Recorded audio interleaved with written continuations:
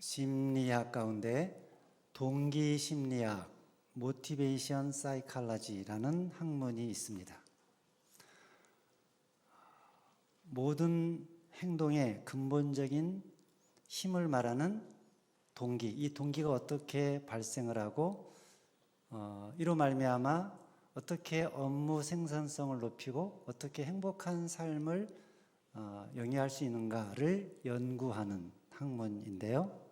이 동기는 크게 두 가지로 나뉘어집니다. 외재적인 동기와 내재적인 동기. 그것을 한번 표로 살펴보면 이렇습니다. 그림표로. 어떤 일을 수행함으로써 얻는 결과 때문에 행동하는 것, 그게 외재적인 동기고, 어떤 일 자체에 대한 흥미와 즐거움 때문에 행동하는 게 내재적인 동기죠. 승진을 위해서, 급여를 많이 받기 위해서, 보너스를 받기 위해서, 처벌을 안 받기 위해서, 칭찬받기 위해서, 혜택을 누리기 위해서, 특전을 받기 위해서, 그것이 동기가 되어서 일을 한다면 외재적인 동기. 어떤 즐거움, 목적, 의미를 찾기 위해서, 성장 위해서, 또 호기심 때문에 이것은 내재적인 동기가 되는 거죠. 자, 여러분, 이 두 가지 동기 중에서, 그러니까 외재적인 동기와 내재적인 동기 중에서 어떤 것이 더 강력한 동기가 될까요? 사람들은 외재적인 동기라고 생각을 해요. 그래서 외부에서 바깥에서 어떤 동기를 주면 그것이 행동을 유발하는 큰 힘이 될 거라고 생각합니다. 예를 들면 자녀가 공부를 하는데 어떻게 하면 좋겠어요? 여러분, 자녀가 공부를 잘했으면 좋겠죠. 공부 성적이 올랐으면 좋겠죠. 그래서 어떻게 합니까? 동기부여를 하죠. 너 이번 시험에 시험 잘 보면, 성적이 올라가면 네가 그렇게 원하던 게임기 사줄게. 그러면 게임기를 사줘서 게임을 하고 싶은 그런 마음이 있는 사람은, 자녀는 그것이 동기가 되어서 열심히 공부를 하겠죠. 근데 그것은 얼마 가지 못합니다. 그것이 생기면 동기가 없어져 버리니까. 그죠? 진짜 공부를 열심히 하고 잘하는 것은 그런 외재적인 동기가 아니라 내재적인 동기가 있을 때죠. 내가 이번 시험에는 반드시 한 등급을 올리겠다. 내가 점수를 반드시 올리겠어. 그래서 열심히 공부해야지 라는 자발적인 동기부여가 되면 열심히 공부하는 거죠. 그것은 외부적인 어떤 것이 없어도 스스로 그거를 할 수 있는 강력한 힘이 되는 거죠. 그래서 외재적인 동기보다는 내재적인 동기가 중요한데, 그런데 이때 내재적인 동기를 일으키기 위해서 먼저 가장 우선시 여기는 것, 즉 자신의 프라이머리를 세워야 한다고 합니다. 프라이머리, 내가 최고로 우선적으로 중요하게 여기는 것, 그게 뭐냐? 나는 뭐가 우선적이냐? 나는 힘이 있어야 돼. 그래서 그 힘으로 누군가를 다스리고 지배하면서 살아야 돼. 그런 사람은 지배와 권력을 추구하겠죠. 나는 인생이 행복한 것이 중요해. 행복을 추구하고, 어떤 사람은 나는 재밌어야 돼. 그래서 재미와 쾌락을 추구하고, 어떤 사람은 나는 특별한 일이 일어나지 않고 그냥 편안했으면 좋겠어. 안정감과 편안함을 추구하죠. 이렇게 사람들은 각자 자기가 우선시하는 것들이 있는데 그것이 달라요. 다르지만 공통적인 것이 있는데 그 목적이 다 뭐와 연관되어 있느냐? 뭐를 위해서냐? 자기를 위해서라는 것입니다. 자기와 관련된 것들이 잘 되는 것, 거기에 마음이 있고 관심이 있다는 거예요. 자기 일이 잘 되고, 자기 사업이 잘 되고, 자기 가족이 잘 되고, 자기 집안이 잘 되고, 다 자기가 잘 되는 것과 연관이 되어 있습니다. 그러니까 그 동기가 외적인 동기든 내적인 동기든 다 자기가 잘 되는 것과 관련되어 있다는 거예요. 사람을 만나고 사귀는 것도 마찬가지예요. 내가 어떤 사람을 만나나, 어떤 사람과 사귀나, 어떤 사람과 관계를 지속하나 나에게 유익이 되는 사람, 내가 잘 되는데 도움이 되는 사람, 내가 좋아하는 것이 그 사람에게 있다면 그 사람과 관계를 계속해서 유지하죠. 근데 내가 좋아하는 것이 아니라 내가 싫어하는 것이 그 사람에게 있다면 관계를 끊든지 관계 계속 유지하는 것이 어렵습니다. 또 상대적으로 그가 나를 좋아해요. 나에게 호의를 베풀어요. 그럼 나도 그에게 호의를 베풀죠. 근데 그가 나에게 호의를 베푸는 것이 아니라 나를 대적을 합니다. 그러면 나도 그 관계를 맺기가 어려워지는 것이죠. 다 자기와 자기의 유익과 연관이 되어 있다는 거예요. 심지어 신앙생활을 하는 것마저도 자기와 연관이 있습니다. 자기를 위해서, 자기 유익을 위해서 예배를 드리고 기도를 하고 헌금을 하는 것도 가만히 들여다보면 자기를 위해서, 자기 기쁨과 자기 유익을 위해서 열심히 기도를 해요. 하나님께 은혜를 달라고 간구를 해요. 이유가 뭔가? 다 자기와 관련이 되어 있는 거죠. 자기가 잘 되고 자기가 행복해지기 위해서 하나님께 기도하고 은혜를 달라고 하는 거예요.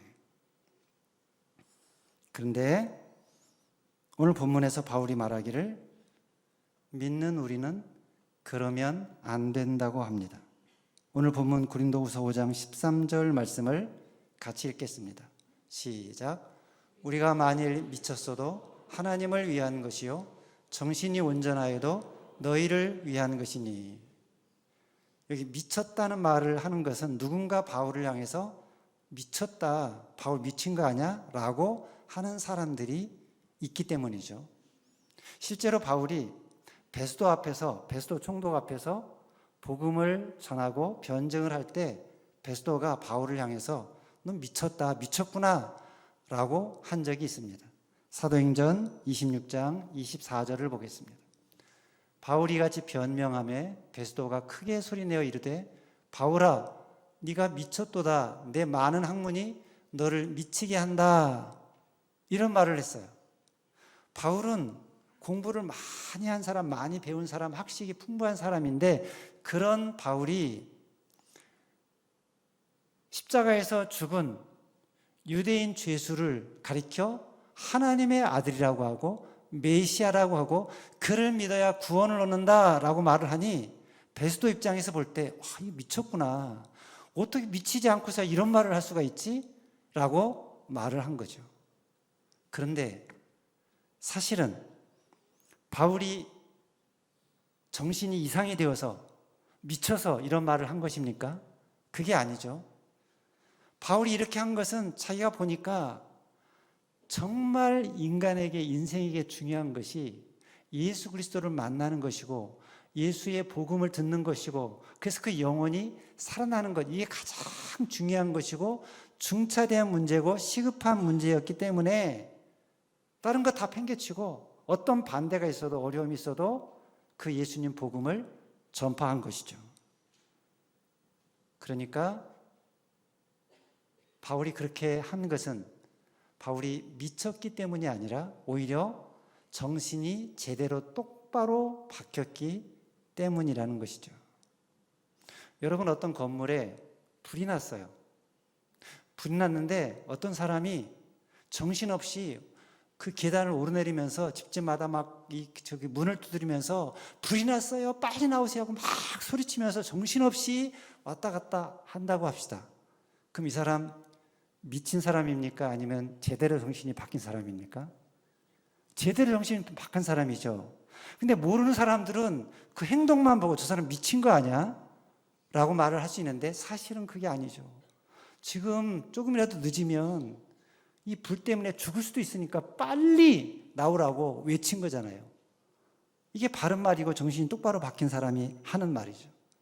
바울이 그랬다는 거예요.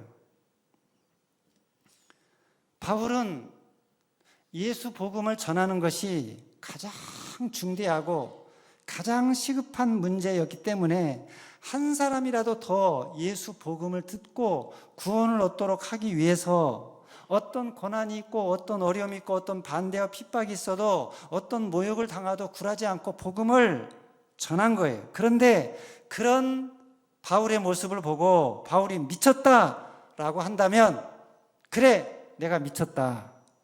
미친 것이 맞다.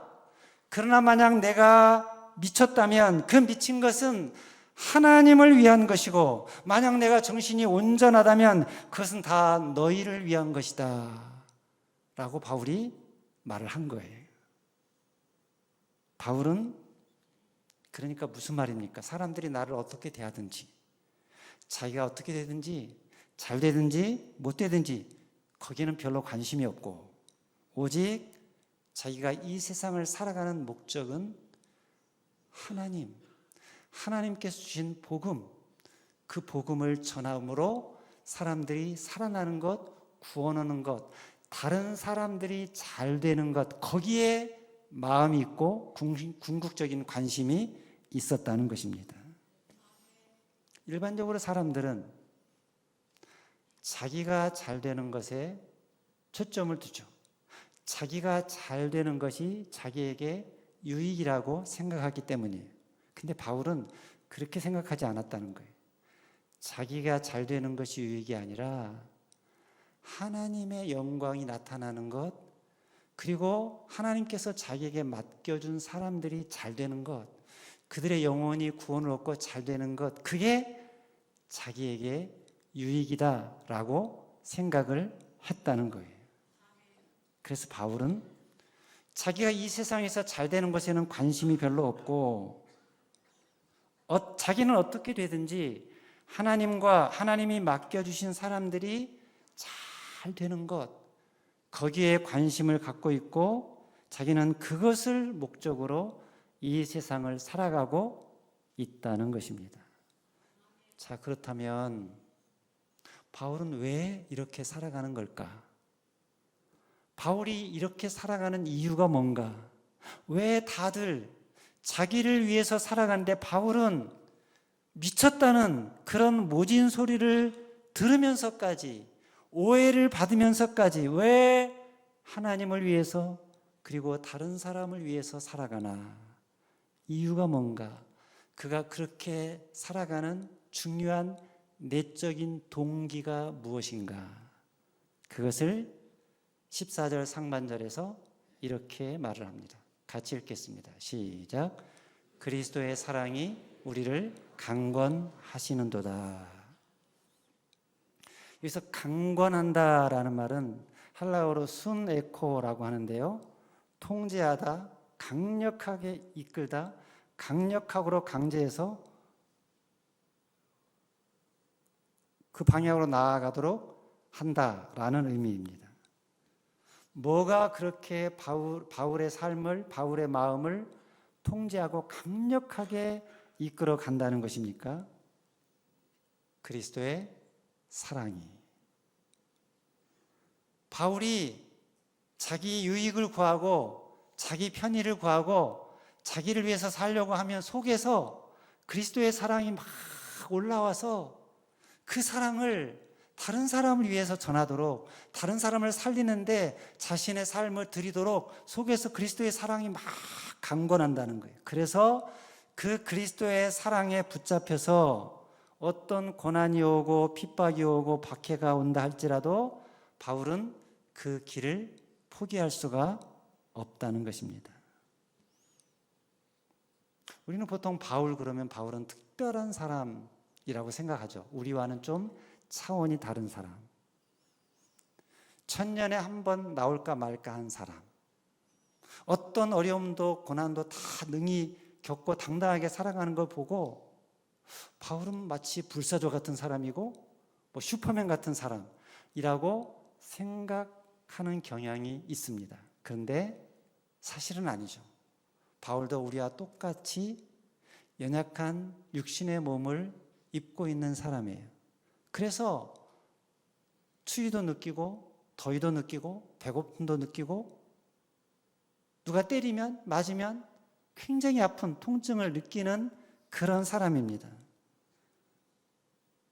감옥에 갇혔을 때 차디찬 감옥 어두운 바닥에 누워서 따뜻한 담요 그런 것도 없이 누워서 할 때 막 한기가 밑에서 올라오고 그것이 막 뼛속 깊이까지 막 들어올 때 얼마나 힘들겠습니까? 그 감옥에 있는 것이. 당장이라도 나가고 싶고 어떻게 했든지 감옥에서 나가서 따뜻한 방에서 편안하게 살고 싶은 마음이 왜 없었겠습니까? 그리고 이제까지 복음을 전했으니 이제 남은 여생은 후로는 좀 더 편안하게 휴양지 같은 곳에 가서 따뜻하게 즐기며 남은 여생을 보내고 싶은 마음이 왜 그에게는 없었겠습니까? 그런데 그러려고 할 때마다 속에서 그리스도의 사랑이 그를 강권해서 자기 양들을 살리기 위해서 십자가에 달려 그 모진 고통을 다 참고 견디신 그리스도의 사랑이 가슴 속에서 타올라서 손에 대못이 박히고 허리에 창자국이 있고 발이 대못이 박혀서 그 못에서 올라오는 그 피가 터지고 막 신경을 누르고 그 고통이 온 전신을 막 뒤감을 때 당장이라도 십자가에서 내려갈 수 있는 능력이 있었지만 그렇게 하지 않으신 자기 양들을 생각해서 자기 양들을 사랑해서 그들을 구원하기 위해서 그들의 구원을 완성하기 위해서 그 모진 고통과 아픔과 어려움을 다 참으신 그리스도, 그 그리스도의 사랑을 생각할 때 바울은 겨울이 왔다고 남부로 따뜻한 남부 휴양지로 내려가서 편히 쉴 수가 없었다는 거예요. 예루살렘으로 다시 가면 그곳에서 반대하는 사람들이 기다리고 있고 그래서 모진 고난을 당하고 힘든 핍박과 어려움을 당할 수 있다는 것을 알면서도 그리로 간 것은 그 속에 그리스도의 사랑이 그를 강권하기 때문이라는 거예요. 그래서 그 모진 고난과 어려움과 아픔을 다 참고 견디고 포기하지 않고 끝까지 복음 사역을 감당하게 했다는 것입니다. 언제부터 바울은 그 마음속에 그리스도의 사랑이 강권하게 되었을까? 언제부터 그 마음을 그리스도의 사랑이 휘어잡게 되었을까? 로마서 5장 8절 말씀에 보면 우리가 아직 죄인 되었을 때에 그리스도께서 우리를 위하여 죽으심으로 하나님께서 우리에 대한 자기의 사랑을 확증하셨느니라 그랬죠. 아직 죄인 되었을 때 하나님께 배반하고 거절하고 반항하고 있을 때 배은망덕한 길을 걷고 있을 때 바울이 그랬죠. 십자가에 못 박힌 예수 그리스도가 저주받은 사람이라고 생각을 하는데 그런 예수를 메시아라고 하나님이 아들이라고 그를 믿어야 구원을 얻는다고 말하는 사람들, 저 사람들은 이 사회를 어지럽히고 유대교를 어지럽히는 사람이라고 생각해서 잡아 가두고 죽이는 일에 앞장섰던 사람이죠. 그런데 그런 자기를 벌하지 않고 예수님이 찾아오셨죠. 다메섹 도상에서 빛 가운데 만나주시고 그를 살려주시고 구원해주시고 더군다나 사도로 삼아주신 그리스도 예수, 그분의 사랑을 생각하면 눈물이 나오는 거예요. 감격이 되는 것입니다. 그래서 사도의 길을 열심히 걸었어요. 그런데 그 사랑을 경험하고 지금 고린도 교회 교인들에게 이 편지를 쓰고 있을 때는 거의 한 20여 년이 지난 후입니다. 한참 시간이 지난 때예요. 그런데도 여전히 바울의 가슴 속에는, 바울의 마음에는 그리스도의 사랑이 그 마음을 휘어잡고 있었다는 거예요. 그 사랑이 어떤 상황에서도 어떤 시련 속에서도 사도직을 포기하지 않고 끝까지 그 길을 가게 하는 원동력이 되었다는 것입니다. 사랑하는 여러분, 여러분의 삶의 원동력은 무엇입니까? 여러분의 삶의 내재적인 동기는 무엇입니까? 무엇이 여러분으로 하여금 삶의 힘듦과 고난을 참고 견디고 이기게 하십니까? 사람들의 인정입니까? 사람들의 칭찬입니까? 미래에 대한 어떤 기대 때문입니까? 다른 그 무엇이 아니라 그리스도의 사랑 때문입니다. 그리스도의 사랑이 나를 강권하기 때문입니다. 그 사랑이 여러분 삶의 원동력이 되시기를 바랍니다. 그러면 어떤 문제가 생겨도, 어떤 상황이 되어도, 어떤 반대가 있어도, 사람들이 나를 알아주든 못 알아주든 끝까지 그 길을 갈 수가 있기 때문입니다. 중국 선교의 아버지라고 불리우는 허디슨 테일러가 이 말을 선교 지망생들에게 했다고 합니다. 선교 지망생들에게 물었어요. 여러분은 왜 해외로 선교를 하려고 나가려고 합니까? 뭐라고 대답을 했을까요? 예수님께서 땅 끝까지 가서 복음을 전하라고 하지 않았습니까? 그 예수님의 지상 명령을 이루기 위해서 나아가는 것입니다. 대답이 어떻습니까? 너무나 맞는 대답이죠. 좋은 대답이잖아요. 근데 이게 허드슨 테일러의 마음에는 맞지 않았어요. 그래서 뭐라고 그랬느냐?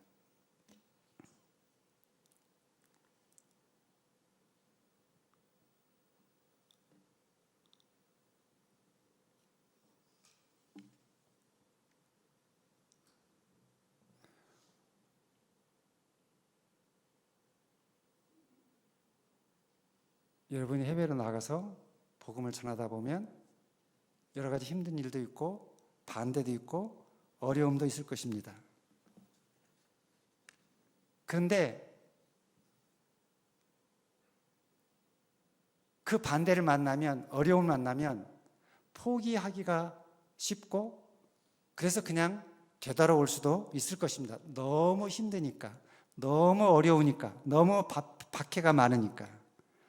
그러니 지상 명령을 이루기 위해서 나아간다는 그 정도의 마음을 가지고는 낙심해서 되돌아올 수밖에 없다는 거예요.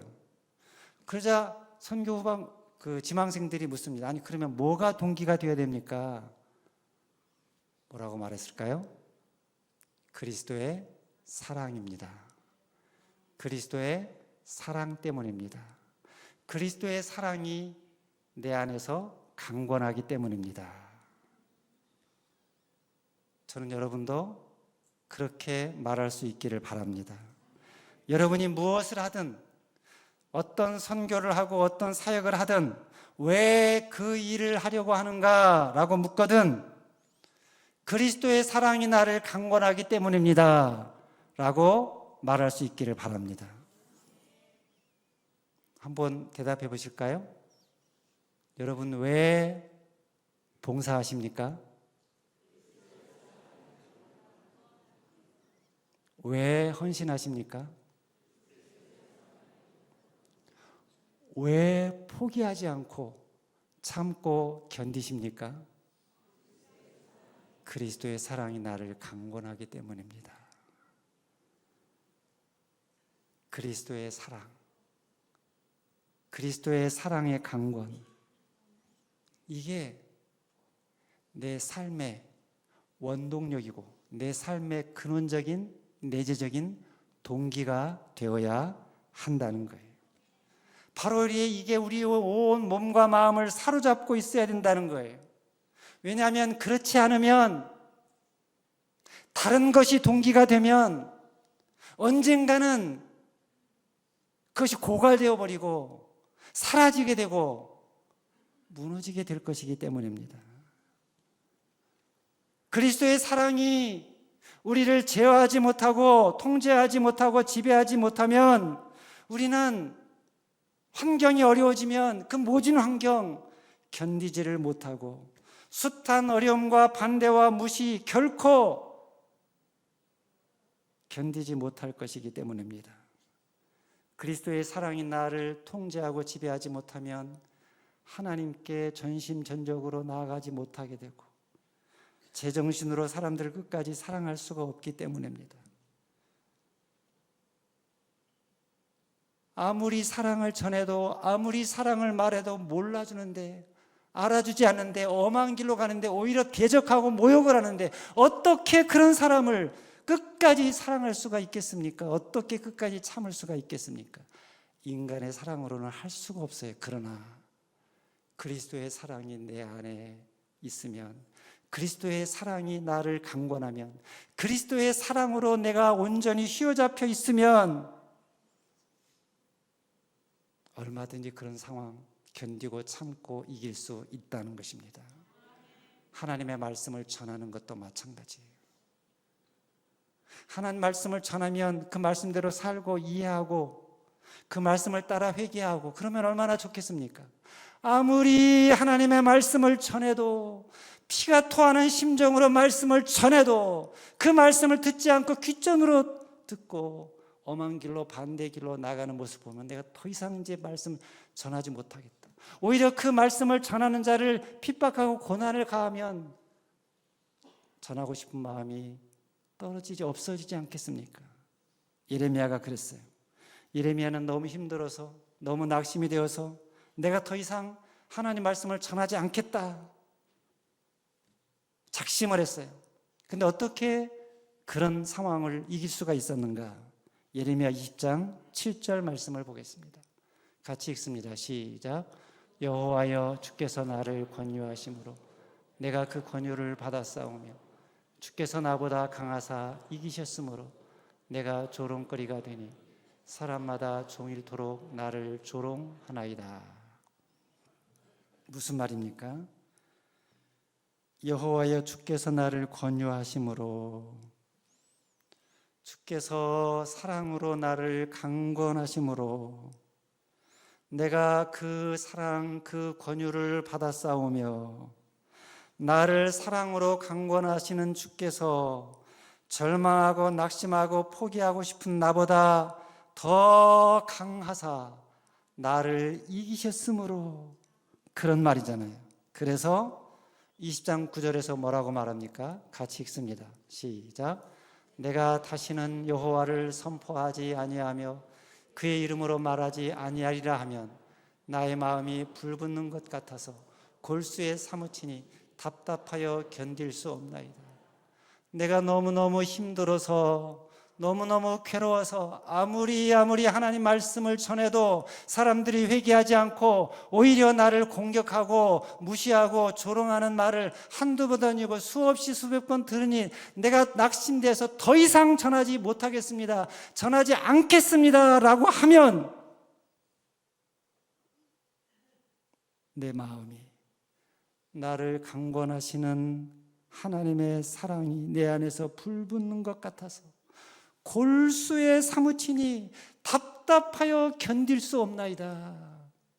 내가 힘든 거, 괴로운 거, 사람들에게 조롱을 받는 거, 사람들이 말 안 듣는 거, 그래서 답답하고 힘든 거, 그것보다 하나님의 사랑이, 나를 강권하시는 하나님의 사랑이 더 커서 내가 말씀을 전하지 않고는 견딜 수가 없다는 거예요. 우리는 많은 경우에 일을 할 때, 심지어 하나님의 일을 할 때도 의무감으로, 책임감으로 할 때가 많이 있습니다. 가정에서 가정을 이끌 때도 부모라는, 아비라는, 어미라는 책임감으로, 의무감으로 할 때가 있습니다. 당연히 맞죠. 그렇게 해야 되죠. 그런데 의무감으로, 책임감으로 하는 것은 어떻습니까? 하다가 낙심할 때가 있습니다. 그 마음이 끝까지 가지 않습니다. 그래서 중간에 중단하고 포기할 때가 있습니다. 사랑으로 한다고 하지만 그 사랑이 고갈될 때가 있습니다. 무슨 말입니까? 의무감으로 책임감으로 하는 거 필요하지만 그것으로 충분하지 않다는 거예요. 뭐로 해야 된다는 거예요? 뭐가 가장 근원적인 동기가 되어야 한다는 것입니까? 그리스도의 사랑이.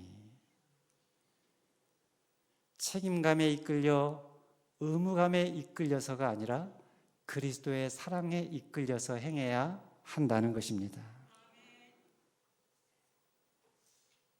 언제 무슨 일을 하든 그리스도의 사랑의 지배를 받아야 한다는 거예요. 사랑하는 여러분, 여러분은 무엇에 지배를 받고 있습니까? 무엇에 이끌려 살아가고 있습니까? 무엇이 여러분을 움직입니까? 무엇이 여러분의 삶을 이곳 저곳으로 이끌고 있습니까? 그리스도의 사랑입니까?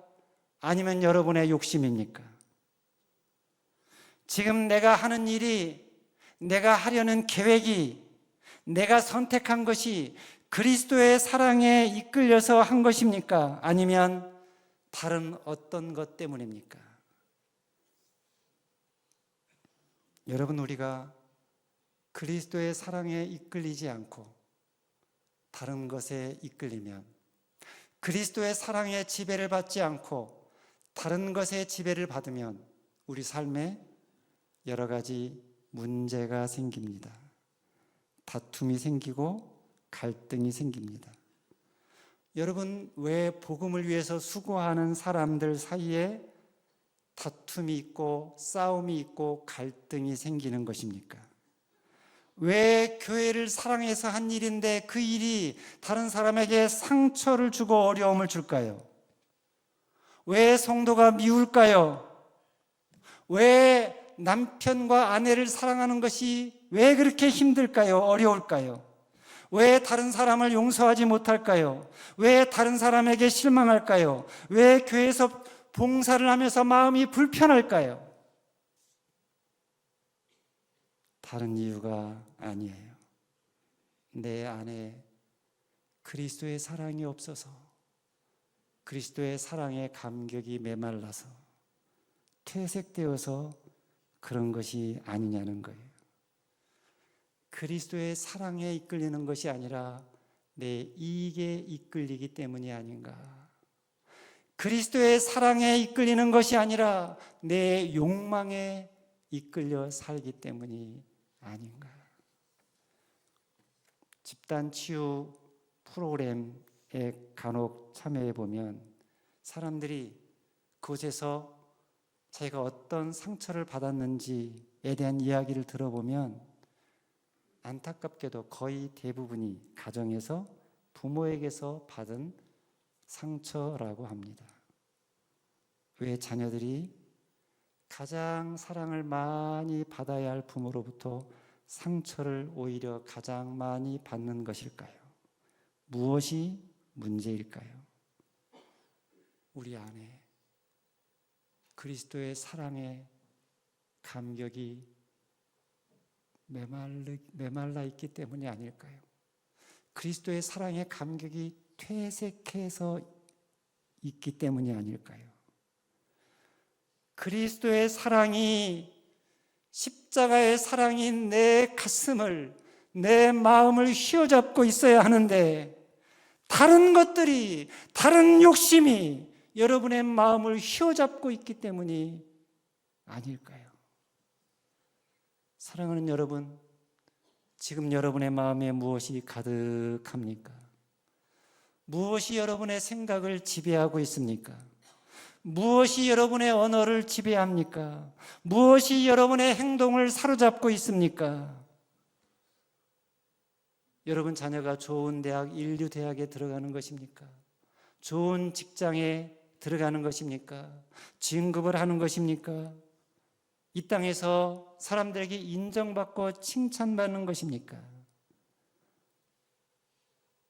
그런 것이 아니라, 그런 것이 동기가 아니라 뭐가 동기가 되어야 한다는 거예요? 그리스도의 사랑이. 여러분, 우리는 발버둥을 치는데 다른 것 때문에 발버둥 치는 것이 아니라 내 안에서 그리스도의 사랑이 마를까 봐, 그리스도의 사랑이 내 안에서 퇴색되지 않도록 그것을 위해서 발버둥 쳐야 할 것입니다. 왜냐하면 그래야, 그럴 때 우리가 진정 자기를 위해서 살지 않고 남을 위해서 살아가게 되고, 내가 살기 위해서 남을 죽이는 자가 아니라 남을 살리기 위해서 기꺼이 내가 죽어지는 그런 예수님 닮은 삶을 살아갈 수가 있기 때문입니다. 그것을 바울이 15절에서 이렇게 말을 했죠. 같이 읽겠습니다. 시작. 그가 모든 사람을 대신하여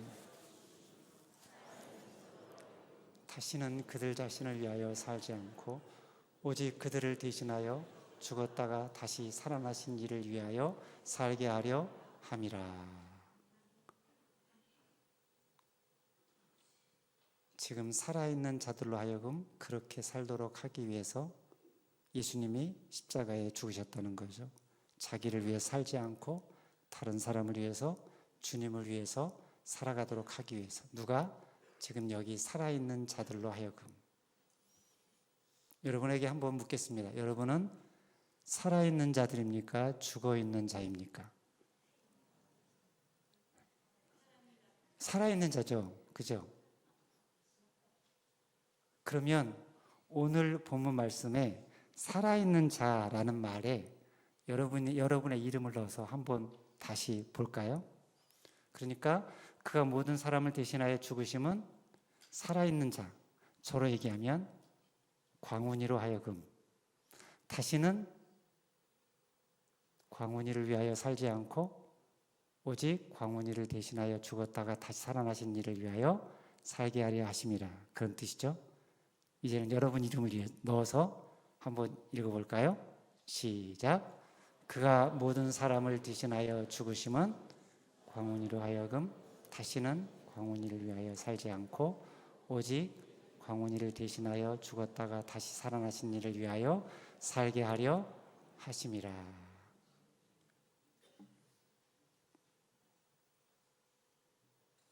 우리는 본래 죄로 인하여 죽어 마땅한 자들입니다. 그런데 죽어 마땅한 우리를 죽이지 않고 심판하지 않고 살려주신 이유가 뭔가? 더 이상 자기를 위해서 살지 않고 다른 사람을 위해서, 주를 위해서 살게 하기 위해서. 언제부터요? 언제부터 그렇게 살면 좋을까요? 어떤 사람은 50살부터라고 합니다. 어떤 사람은 대학 들어가서부터라고 합니다. 어떤 사람은 결혼하고 나서부터라고 합니다. 그러나 오늘 성경은 뭐라고 말합니까? 이제부터, 지금부터 나 자신을 위해서 살지 않고 주를 위해서 살아라는 것입니다. 여러분, 우리는 내일 일을 모르는 사람이에요. 1시간 후의 일도 모르는 사람이에요. 우리가 언제 어떻게 될지 모릅니다. 그러므로 지금부터, 이제부터 내가 살아 숨쉬는 이 순간부터 누구를 위해서? 주를 위해서 사는 자가 되라는 거예요. 여러분, 자녀들을 교육할 때 너 커서 장차 주를 위해서 살아야 돼 라고 가르치면 됩니까? 안 됩니까? 되기도 하고 안 되기도 하죠. 장차 커서가 아니라 언제부터? 지금부터 주를 위해서 살아가야 돼. 고등학교 때까지는 아니고 대학교 들어가면 그때부터는 너 주를 위해서 살아가야 돼? 가 아니라 언제부터? 지금부터, 이제부터 주를 위해서 살아라. 왜요? 그것을 위해 그렇게 살라고 그리스도께서 십자가에 죽으셨으므로, 그 주님의 십자가 사랑이 나를 강권하심으로 그 사랑에 매여서, 그 사랑에 휘어감겨서 이제는 다른 사람을 대하고 이웃을 대하고 교우를 대하고 형제를 대하고 살아가자는 것입니다. 특별히 이번 주간 설 명절을 맞이해서 여러분 형제들을 만나고 가족들을 만나게 될 것입니다. 참으로 안타까운 것은 해마다 명절 때, 명절이 지난 후에 신문이나 뉴스에서 보도되는 내용은 명절 때문에, 명절의 만남으로 인해서 갈등이 생기고 싸움이 생기고 불화가 생기고 이혼을 하고 심지어 사람을 죽이는 일까지 생겨났다는 소식들을 우리가 계속 듣고 있습니다. 왜 그럴까요? 그가 문제이기 때문에, 그 인간이 잘못되었기 때문에. 다 남들 탓을 하지만 사실은 내 안에 그리스도의 사랑이 메말랐기 때문이 아닐까. 그가 나를 어떻게 대하든, 그가 나에게 무슨 말을 하든, 죄인을 위해서 그 죄를 다 뒤집어 쓰고 십자가에 대신 죽어주신 그리스도의 사랑, 그 사랑이 내 가슴 속에 있다면, 그 사랑이 내 가슴을, 내 마음을 휘어잡고 있다면 용서하지 못할 일이 뭐가 있겠고, 사랑하지 못할 사람이 누가 있겠습니까? 그 사랑에 다시 한번 휘어감기는 저와 여러분들이 될 수 있기를 바랍니다. 그래서 설 명절 기간에 만나는 사람들 누구라도 다 받아주고 이해하고, 그래서 여러분의 모습 속에서, 여러분의 말 속에서, 여러분의 행동 속에서 그리스도의 사랑이 느껴져서 그 사랑에 감동이 되어서 사람들이 주께로 돌아오게 되는 놀라운 역사가 있게 되기를 주님의 이름으로 축원합니다. 기도하겠습니다.